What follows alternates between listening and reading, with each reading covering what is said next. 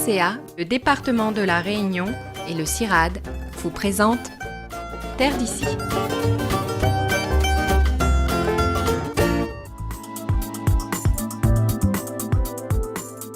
C'est un modèle de coopération régionale exemplaire et réussi. Durant 3 ans, une vingtaine de chercheurs de 7 pays de la zone océan Indien ont travaillé ensemble au développement d'un programme ambitieux au travers d'un projet qui ne l'est pas moins, un projet baptisé ArchNet. Alors le projet ArchNet signifie adaptation des systèmes d'élevage de ruminants aux changements globaux. On entend par globaux, les changements climatiques, les aléas climatiques, mais aussi les changements socio-économiques, la volatilité des prix des matières premières sur le marché mondial, que ce soit les engrais ou les aliments, les changements sociétaux, la société de plus en plus demandeur de pratiques agricoles respectueuses de l'environnement, la croissance démographique, donc les problèmes de sécurité alimentaire, l'urbanisation croissante, sont autant de changements auxquels les systèmes d'élevage doivent faire face. Pour ce faire, un réseau de partenaires scientifiques a été créé dans un premier temps. Il regroupe ainsi des spécialistes venus d'horizons divers, d'Afrique du Sud, de Madagascar, des Comores et du Mozambique, mais aussi d'Australie et de l'Inde, et bien sûr de la Réunion. L'hypothèse de départ était de se dire que c'est par la diversité des situations, la diversité des pratiques, la diversité des ressources, qu'elles soient animales ou végétales, que l'on sera capable de trouver des solutions d'adaptation, des options d'adaptation pour les différents partenaires, et en particulier pour la Réunion. L'autre aspect du projet ArchNet consistait à développer et à mettre au point des outils permettant de mieux gérer les ressources animales en améliorant la production des systèmes fourragers. Ce sont des outils qui vont permettre de caractériser d'une manière beaucoup plus simple, économique et rapide des ressources alimentaires pour les animaux, donc les fourrages, les aliments concentrés, les matières premières, mais aussi on travaille aussi sur du sol, donc la qualité du sol, la fertilité du sol et aussi de la matière organique.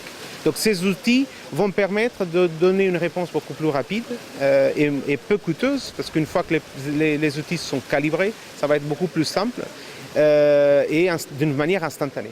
Outils dont on a besoin pour les appliquer ailleurs, donc se reposer sur des compétences fortes ici techniquement, les étendre à nos partenaires les plus proches et puis ensuite les plus lointains.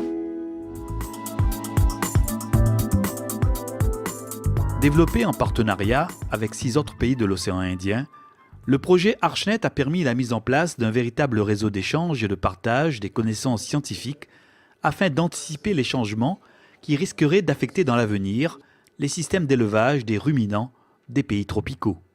On voit qu'il y a des changements climatiques, les gens le sentent de plus en plus, même ici à La Réunion, donc on voit qu'il y a des périodes de sécheresse, etc. Il y a des intrants, des matières premières qui sont de plus en plus chères, le maïs, le soja, etc. Et nous sommes conscients que pour continuer à produire des aliments, du lait, de la viande, nous sommes obligés d'adapter le système à ces contraintes, donc à ces changements. Et donc l'objectif du projet, c'est de réfléchir à ces stratégies d'adaptation du système. Pour cela, les chercheurs ont commencé par valider des outils spécifiques comme le spectromètre proche infrarouge par exemple, un appareil de précision qui permet de mesurer aussi bien la composition des sols que celle des différents fourrages. Donc l'objectif, c'est d'abord de manière très rapide et peu onéreuse de savoir les nutriments qui sont contenus dans le fourrage pour nourrir les animaux. Dans cette phase de calibration, c'est très important d'avoir une variabilité de ressources. Et donc le fait de travailler avec 7 pays différents, depuis l'Australie jusqu'à l'Afrique du Sud, Mozambique, Inde et Comores et Madagascar, ça nous permet d'avoir une variabilité très importante qui est très utile pour la calibration des outils. Voilà. Donc les outils aujourd'hui, après 2 ans et demi, 3 ans de projet, on peut dire que la majeure partie des outils sont aujourd'hui complètement calibrés.